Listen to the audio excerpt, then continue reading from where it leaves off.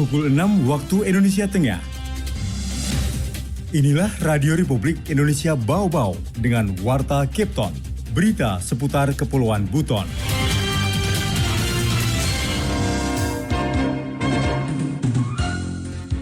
Sedangkan yang sudah naik setelah hari H baru 7.600. Ini saya lihat mungkin yang datang kemarin itu banyak yang bukan ASN.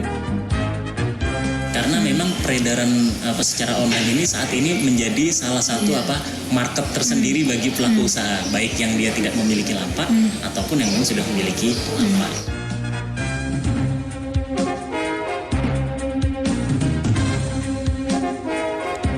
Selamat pagi dari Bukit Waluyo Indah, kami sampaikan pokok-pokok berita. SOP kelas 2 Bau-Bau mencatat sebanyak 7.600 penumpang arus balik dari Pelabuhan Murhum Bau-Bau. Lindungi konsumen dari kosmetik ilegal, Lokapom Bau-Bau intens pengawasan dan kerjasama admin jual beli online. Inilah Warta Kepton selengkapnya hari ini Sabtu 29 April 2023 bersama saya Siti Nur Hardianti.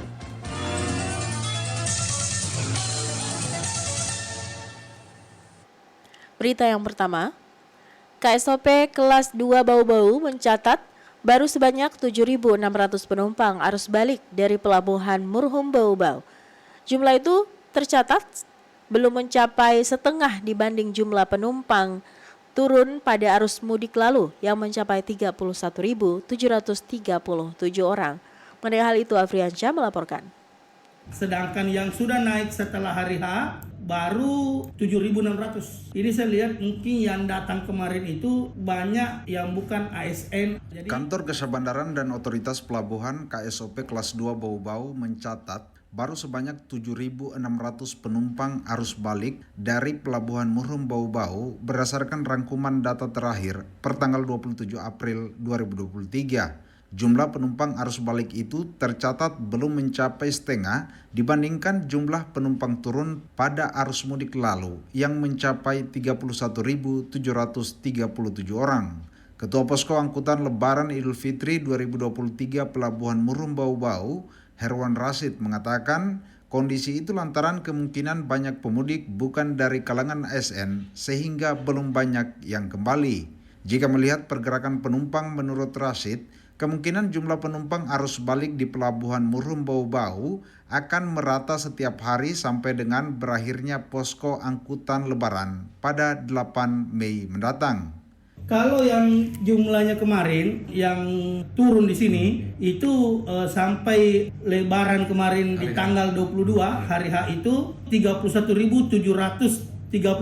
Sedangkan yang sudah naik setelah hari H baru 7.600. Kalau saya lihat perkembangan di pelabuhan ini saya lihat mungkin yang datang kemarin itu yang pertama banyak yang bukan ASN ataupun anak sekolah. Jadi arus balik ini kemungkinan kami akan merata sampai selesainya posko.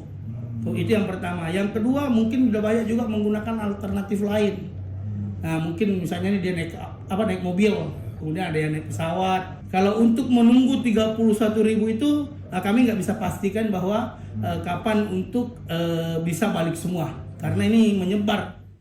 Kepala Seksi Lalu Lintas Angkutan Laut dan Usaha Kepelabuhanan KSOP kelas 2 Bau-Bau ini mengatakan sampai saat ini pergerakan penumpang arus balik di Pelabuhan Murhum Bau-Bau rata-rata di atas 1.000 orang tiap kali keberangkatan kapal Pelni. Karena itu, pihaknya juga mengimbau demi kelancaran arus balik calon penumpang agar datang tepat waktu di pelabuhan sehingga kapal tidak lagi menunggu kedatangan calon penumpang. Jika itu terjadi, akan membuat delay kedatangan kapal di pelabuhan berikutnya. Pesan kami, tolong dilihat jadwal kapal datang dan berangkatnya. Jangan seperti hari ini, kapal harusnya berangkat jam 7, penumpang datang juga jam 7.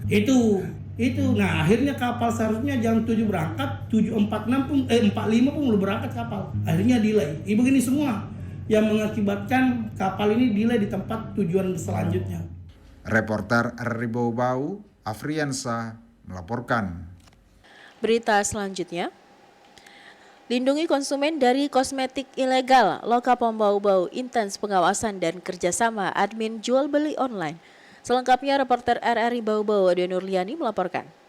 Peredaran kosmetik ilegal masih menjadi fokus perhatian Loka Pengawasan Obat dan Makanan POM Bau-Bau, utamanya di media sosial Facebook.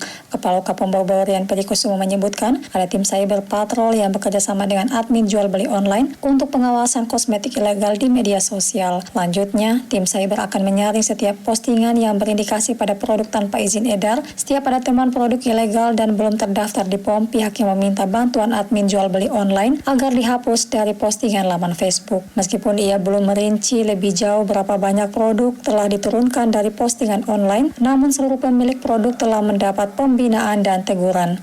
Masih, karena memang peredaran secara online ini saat ini menjadi salah satu market tersendiri bagi pelaku usaha, baik yang dia tidak memiliki lapak ataupun yang memang sudah memiliki lapak. Jadi beberapa pengungkapan kasus tahun-tahun sebelumnya kami memang malah berasal ada juga yang dari penjualan online dan ketika ditelusuri investigasi memang terbukti begitu dan kita lanjutkan secara pro justisia masuk ke pidana disidangkan. Memang seperti itu. Nah, untuk upayanya kami mengimbanginya itu dengan melakukan gencar juga secara masif konten-konten yang kami sosialisasikan melalui media sosial. Rian berkomitmen akan membina terus-menerus pelaku usaha kosmetik baik pemasok hingga pedagang pasar demi keamanan dan kesehatan konsumen. Sementara itu, sanksi hukum bagi pemilik dan penjual kosmetik ilegal sesuai dengan Undang-Undang Kesehatan pada pasal 196 dan pasal 197 tertulis paling lama 15 tahun dan denda 1,5 miliar rupiah. Untuk itu, masyarakat diminta jeli membeli produk dan mengecek label POM pada produk lewat aplikasi Cek BPOM atau BPOM Mobile. Kedua aplikasi itu dapat diunduh di aplikasi Play Store. Ade Nurliani, reporter Bau-Bau, melaporkan. Anda sedang mendengarkan Warta Kepton, berita seputar Kepulauan Buton.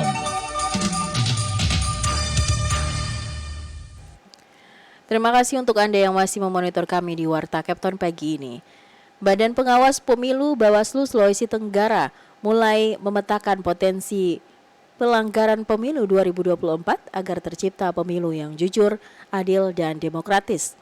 Ketua Bawaslu Sulawesi Tenggara, Iwan Rompo, mengatakan, dalam memetakan potensi pelanggaran pemilu 2024, pihaknya hari ini menyelenggarakan rapat koordinasi bersama seluruh Bawaslu Kabupaten Kota agar bisa melakukan upaya mitigasi. Termaksud, kata Iwan, agar jajaran pengawas di Sulawesi Tenggara bisa memetakan titik-titik rawan kemungkinan pelanggaran. Iwan Rompo menyampaikan, pengawasan pemilu agar terselenggara dengan baik merupakan tugas semua warga negara Indonesia.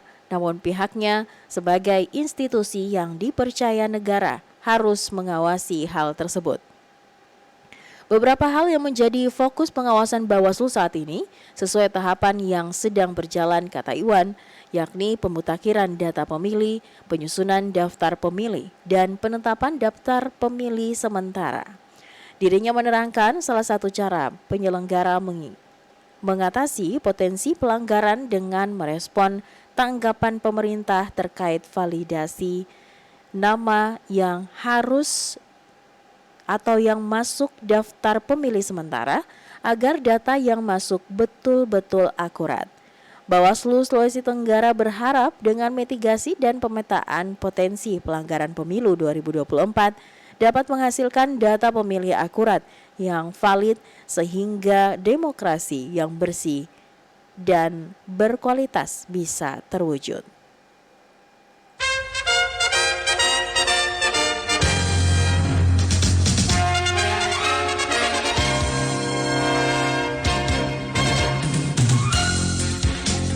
Pendengar, sebelum kami akhiri Warta Kepton pagi ini, kembali kami sampaikan pokok-pokok berita. KSOP kelas 2 Bau-Bau mencatat baru sebanyak 7.600 penumpang arus balik dari Pelabuhan Murhum Bau-Bau. Lindungi konsumen dari kosmetik ilegal. Lokapom Bau-Bau intens pengawasan dan kerjasama admin jual beli online. Demikian Warta Kepton hari ini, mewakili kerabat kerja kami ucapkan terima kasih dan sampai jumpa.